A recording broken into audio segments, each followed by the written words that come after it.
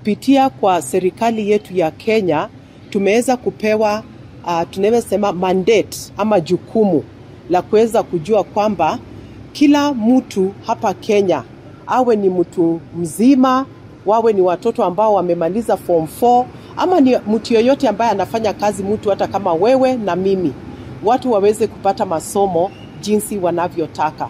Kwa nini tunasema hivyo? Tunajua kwamba katika maisha watu wanapata shughuli mingi sana.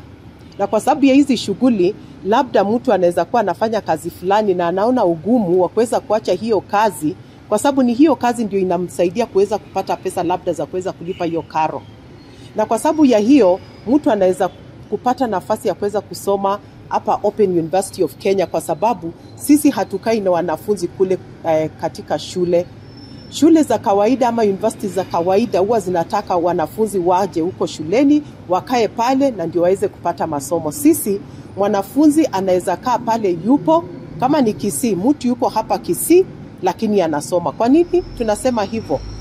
Ni kwa sababu sisi masomo yetu yote tunafanyia katika mtandao.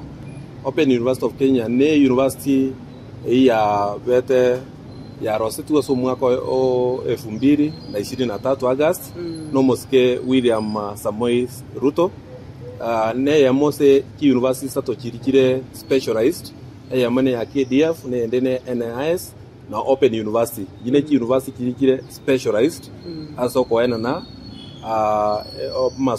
masomo aliara amayamono no tore gusiga asa matuka atatu egego somia abana baito ngakibakora bagosoma so mutandao. We actually do recognize prior learning because we note that so many Kenyans and other people have failed to get admission to universities because there is that set criteria to join universities. So Open University of Kenya has expanded the admission criteria.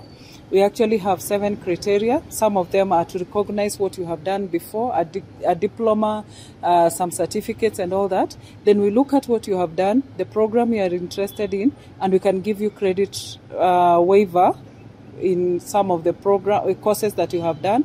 And even if you're moving maybe from one university to another, we give what we call credit transfer.